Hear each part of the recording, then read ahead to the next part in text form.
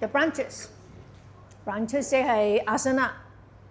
咁所以呢個 chapter 咧都幾好重要，同時間係能夠明白，更加能夠明白到咧，點解 Guruji 要將 asana as 一個重點？點解用有一個 asana 嘅練習可以令到一個 practitioner去明白整個瑜伽體系講緊啲乜嘢？但當然就好似佢第一句講就係話 ，What is the right attitude and approach to the performance of an asana？ 即係你個態度，究竟點樣練，都好緊要，令到你能唔能夠喺純粹嘅 asana 嘅練習入邊去明白整個瑜伽體系究竟講緊乜嘢？佢有講過 asana 係 This is a spiritual practice in physical form。佢話用一個physical form， 即係身體嘅展現，去能夠做到靈性上面嘅修行。So 個 asana 練習點解可以做到呢樣嘢？乜唔係淨係運動嚟嘅咩？喐個身啫嘛，係咪？點樣會做到就係你本身個人嘅其中一樣就係你要好 honest 啦嚇 ，honest 啲乜鬼嘢啦嚇？點解我個練習要好 honest 咧？大家可唔可以 explore 下練習點解要好誠實？邊方面嘅誠實？誠實啲乜嘢？可唔可以識埋呢個？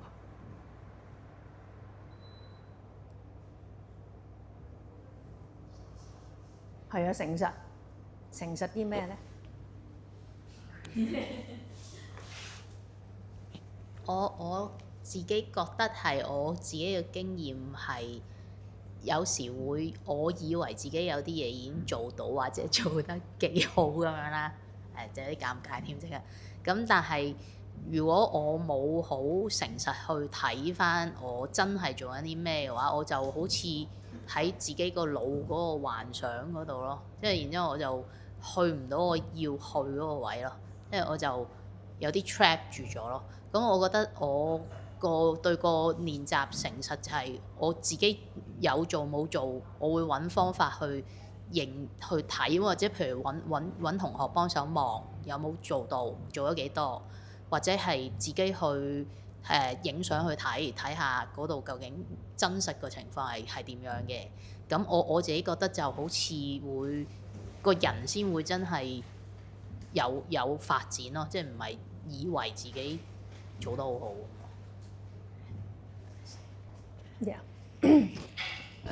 Yes， 我哋會有方法會去知道自己係咪真係做緊我自己以為做緊嘅嘢，喺個 asana 練習入邊，即係好簡單。我哋講我哋個腳要垂直先咁樣，喺某啲 asana 入邊，或者喺 Tadasana 個腳要同個 hip 垂直。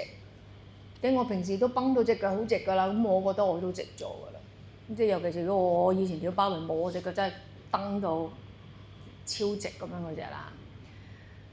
咁問題當你話我個大髀要同個小腿骨去到同個腳腕腳踭成垂直線嘅時候，呢個係一個好 objective 嘅直啊 ，objective 好客觀嘅直，就唔係個人感受嘅直。即係如果譬如我以前跳舞嘅，我嗰種直可能純粹係我感覺我個腳直，咁最尾我可能個小腿推得多過個大髀嘅一個直啦。到好直啦，咁呢個係個人感受嘅直。喂，如果我唔係喎，我企翻喺度，個人影張相，側身影，然後你會發現點解我個小腿後過我個大髀嘅？咁呢個就需要好誠實同埋雪亮嘅眼睛，同埋有一日你發現，你要發現到個問題啊！到你仍然係感覺良好，你仍然覺得你自己好 OK 嗰個狀態咧，其實你係已經冇位可以去 improve，就係因為你已經滿咗啦個人。我覺得我好 OK。But until 有一日唔知點解你練習或者哎呀，終於有啲傷患發生咗。我成日都話，一係你有傷嘅時候，你就離開呢個體系啦。但唔係喎，我好深信我有個 belief，個 yoga 練習冇理由會練完之後會差啲喎。我發生咗啲咩事？然後你開始就係就好似大家都有手機嘅時候，你可以影相，你可以影 video 望自己。咦？點解我隻腳咁嘅？然後你開始好客觀咁樣去分析自己嘅身體做緊啲乜。咁呢啲當然絕對需要你好誠實啦，好對同埋自己對自己坦坦白白，一就係一，二就係二，而唔係純粹我係咩感覺。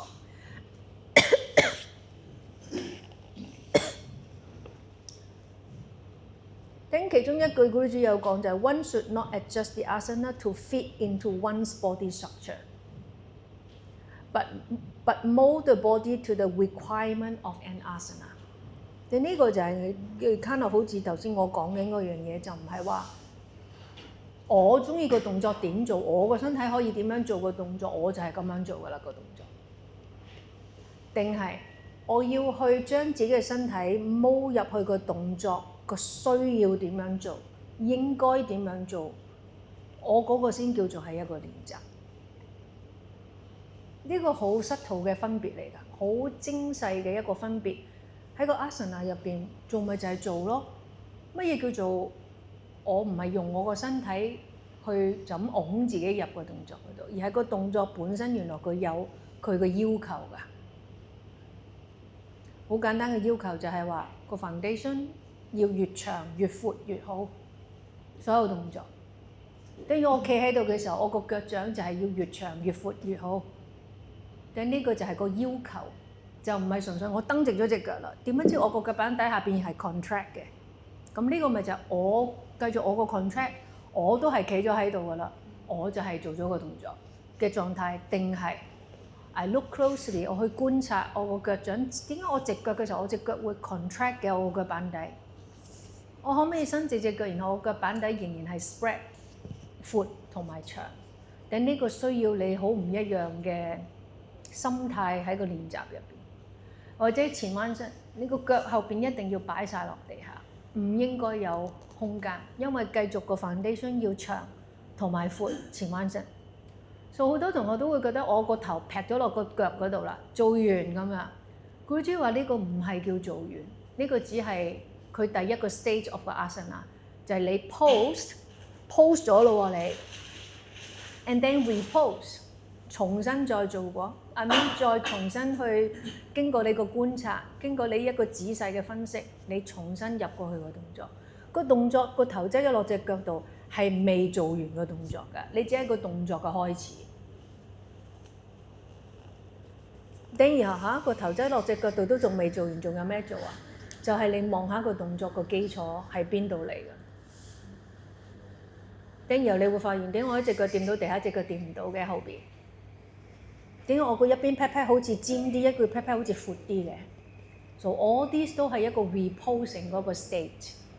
即係你問，即係好似啱啱我教完 yoga one， 大部分時間都淨係入咗個動作，然後拜拜㗎啦，冇得 reposing， 因為就算入個動作都好 struggle。So me as a 個 teacher， 我要 aware 其實我係未幫佢哋 reposing 個動作。But this is yoga one。Yoga one 好 struggle 自己擁自己入個動作都擁到死咗。But when level 2、level 3 will be different， so 佢哋可以 reposing， 佢哋可以好快入到個動作 ，and then 可以進入觀察 next 下一個 state。因為如果我下下做個動作就純粹我做咗，我叫做咗咧。That's why 你唔明白 asana 入邊點解可以 evolve。成個瑜伽體系個明白喺度，我點樣能夠喺 asana 入面明白我個 mind 係點樣 function？ 因為我喺擁自己入個動作嘅時候，我個 mind 都淨係喐來喐去 move 緊。Only when 你個動作個腳又擁唔到，呢度又喐唔到，呢度又坐唔到落去，即係呢啲過程過晒啦。Finally you can sit still in the pose。等個 mind 開始可以靜止喺個 asana 入邊咧，等嗰個係個 asana 想要 achieve 嗰個 state， 嗰個狀態就唔係純粹 physical 啲我終於入咗啦，的嗰個只係一個開始咯，你要記得。我成日都講就係話，只要我都仲知道我喺個 asana 度 struggle 緊，等我知其實我未真係明白 asana 講緊乜。即係最緊要個心態上面，我清清楚楚，我 I'm not yet。instead 我話我終於做到啦，yeah 咁樣，然後就覺得可以 move on 啦。咁心態上就係同 Guruji 講嘅會有咗一個距離。好，有冇特別問題想問？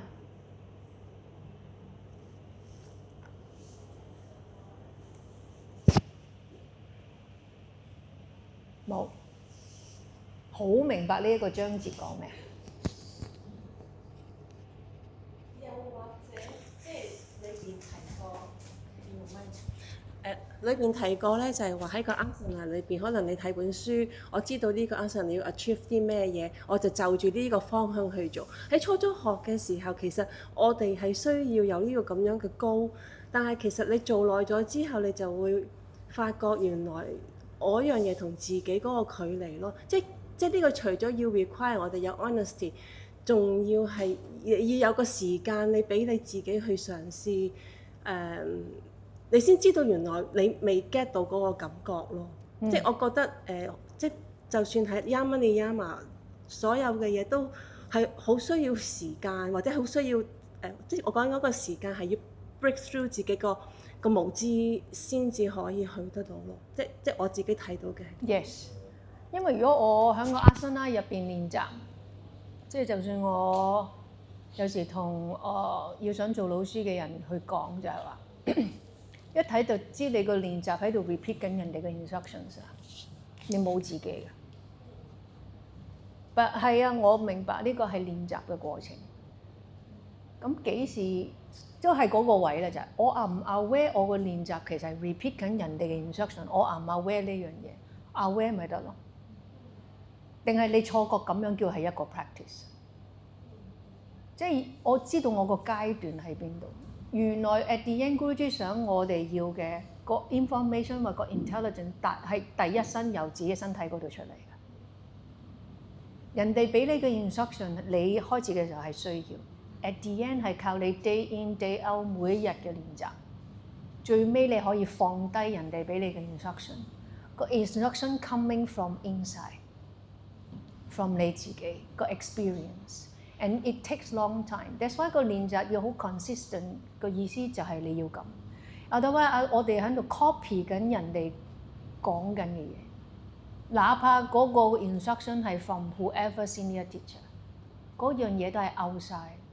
但當嗰樣嘢都仲係 outside 嘅時候，即係你個 mind 都仲係 outside。我喺度嘗試成為一個人哋覺得啱嘅嗰個自己。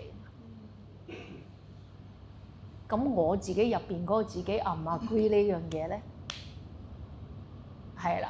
另外一個就係即係好頭先講話，嗰句喺邊度咧？其實呢一個文章咧有好多句都好攞命嘅，即係都需要 highlight。Okay, though the practitioner is a subject and the asana is an object。嗱，表面上去睇，嗰個人就係個 subject。個 practitioner 係一個 subject， 因為佢有個人嘅體會㗎嘛。而個 asana 喺外邊嚟計係一個 object， 呢個就係我哋頭先你講第一個階段。我將自己成為一個 subject，asana 係一個 object。不幾時我可以將自己變成一個 objectify 你自己嘅你嘅 whatever feeling， 然後個 asana 先係你要學習嘅 subject。個身份幾時會咁樣轉咗啊？可以，頂你個 practice 會變什麼？呢個 subject and object merge together 呢個要求咧，真係好難啊！sometimes 我好中意睇 Guruji 啲書，佢用嗰啲字咧係好多英文人都未必識得，可以將嗰樣嘢演繹出嚟㗎。好簡單嘅英文，但將一啲好深入嘅嘢簡單地咁樣講到你聽究竟。我哋 understand 嘅 yogic meaning 啊，我哋 understand 嘅 literal meaning 啊。literal 表面，但係唔 understand 嘅 yogic meaning 啊。Yes，and then 仲要英文係佢個 second language 喎，等佢可以咁樣去將嗰樣嘢分析講翻俾你聽。就我哋大部分人練習嘅時候，就自己嘅感受擺到好高嘅，然後個 asana 只係一嚿嘢嚟嘅啫。但其實你係要將你自己撳到好低，變成一個 object， 而個 asana 變成一個 subject to study。點解我去唔到呢個 asana 嘅要求？我個身體發生咗啲乜嘢事？即係你會喺一個好多嘅對自己一個 inquiry 嘅過程裡面，我先可以跳出，我唔再係成日都要上 workshop， 成日都要上 intensive， 我好似喺出邊我要攞啲嘢入嚟嘅一個狀態。但其實嗰啲嘢已經喺入邊㗎，你 not yet 令到佢變得 mature 出到嚟，然後你話咁我先可以幾時先可以攞佢出嚟啊？somehow你唔好成日練好多，一次過要練好多個動作咯。你問我，呢個係一個過程嚟㗎，我冇話你永世都要咁樣練。But in general 一次過練太多個動作，你個 mind 咧飛咗唔知去邊鬼度，同埋件事都會係好 physical 嘅。你好難做好多個 asana 個過程裡面，叫自己唔 physical 㗎，因為你都係輕輕含含咁啊咁樣嗰個狀態，都係一定會有㗎，好難冇㗎。點解我揾一啲 asana 係我最鬼唔中意練嗰啲 asana 嚟練？你一定會好多嘢個身體話緊你聽，點解你會咁唔中意呢類型嘅 asana？然後你個身即係佢個越大聲嘅，你練你好中意嗰啲 asana，個身體唔會同你講嘢嘅，或者好細聲。揾1至2個你最鬼唔中意嘅 asana， 次次練你都唔想練嗰啲 asana， 然後你開始去拆解，咁我呢個做唔到，我仲可以做邊個去準備呢個動作咧？我可唔可以 prepare 個身體冇咁驚呢個動作，或者冇咁唔中意呢個動作？等你成件事就係 from 你自己去慢慢剁嗰樣嘢出嚟，你去 study 你個 subjective feeling 啊，你要 study 你自己個人點解我覺得咁樣，點解我唔中意呢個 asana， 點解我咁驚練呢個 asana 嘅，而唔係話我唔練㗎，我唔中意練㗎，我次次都痛㗎，我唔練㗎。咁呢個就係將自己嘅 feeling 放大嘛。你點樣將呢件事變成你嘅 feeling 變成一個 object？ 點解我會咁嘅？然後再喺個 asana 入邊變成一個 subject。究竟乜嘢 asana 同乜嘢 asana 係有關係，可以令到我冇咁驚呢一個 asana？Something like that。假設就係我好驚做倒立，咁你咪諗下，我有啲乜嘢可以準備自己做倒立咯，令到自己冇咁驚乜鬼嘢咧？你驚乜嘢咧？即係 Guruji 都有鬧過啲學生嘅，有啲文章佢都有講，你一個頭倒立你好驚，你咪最多咪由你咁樣跌咗落地下，而家你3樓跌落街啊！即係佢個意思，你驚乜嘢？所以你要 face， 你要係點樣講啊？確切問自己你驚緊啲乜嘢 ？Possibly 係possibly 你係有啲身體部分 is weakened 咗，即係所以你冇嗰個 confidence 入去個動作嘛。係啦，你跌極咪即係你企起身由咁樣跌咗落地下，咁你唔會有啲咩發生嘅？我哋想像緊嗰個好恐怖嘅嘢發生緊，想像緊。但實際上咧，你由幾高跌緊落嚟，由張床碌架床跌落嚟都未至於係一個咁樣。咁所以我點去 study 我個 feeling， 我 subjective 我個人嘅 feeling， 而將佢變成一個 object 去 study。呢個係一個學習練習瑜伽 asana 嘅心態，你先會可以喺個 asana 入邊去明白再一啲深入啲嘅嘢。即係瑜伽入邊講，即係 even 你話我喺阿森拉入邊，我繼續有咁樣嘅練習，都會令到你個 pranayama 明白得越嚟越好嘅。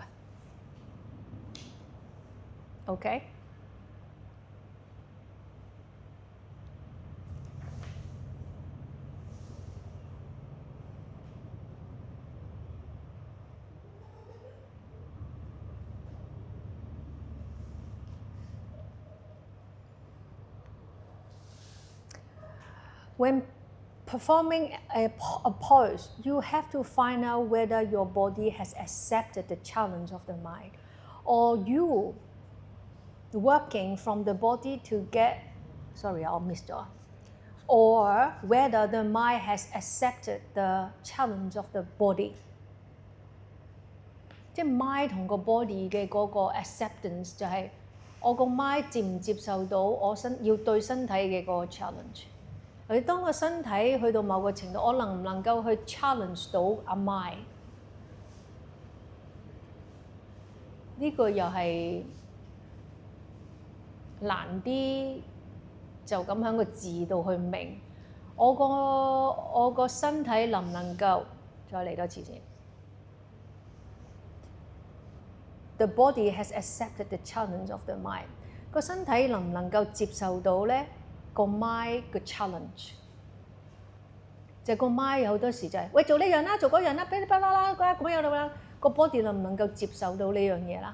呢個係一。二就係話 or whether the mind has accepted the challenge of the body， 定係我個 mind 可以見到哇，其實我覺到我個身體咁樣同咁樣啊，就算我好想要佢一字馬咁樣。但我個 mind 可以訓練到 feel 到，哇！其實個 hamstring 好緊喎。我做前彎身嘅時候，我兩個大髀一個掂到，一個掂唔到喎。所以個 mind 見到個身體個 challenge， 能唔能夠接受呢樣嘢，而作出一個唔一樣嘅行為？我個 mind 就梗係想我做好多嘢啦，想個身體。或者個 mind 就梗係想你乜鬼嘢都唔好做啦，即係都係好兩極嘅佢，好攰啊！哎呀，今日又 period 啊！我琴晚都瞓得唔好啊，即係有109,700個 reason 啊。呢個就係個 body 個 mind 嗰個分歧啊，佢哋永遠都有分歧。then 就係 moment by moment 點樣將佢哋可以 put together。Work in a balanced way， 就喺個 asana 練習就已經係一個 practice， 就已經將佢哋喺一個擺咗佢哋喺一個好好嘅 platform 上邊，去大家去 communicate 個 mind 同個 body。Yeah，so asana is not just physical for sure。冇問題。冇，咁我哋今日係咁多。但呢個文章係絕對，即係如果你想知道個 asana 練習點解係咁重要喺亞陽格瑜伽，呢個文章係可以讀多幾次嘅，大家。OK， 多謝。下次 The leaves 塊葉咯喎。OK，thank you，see you next time。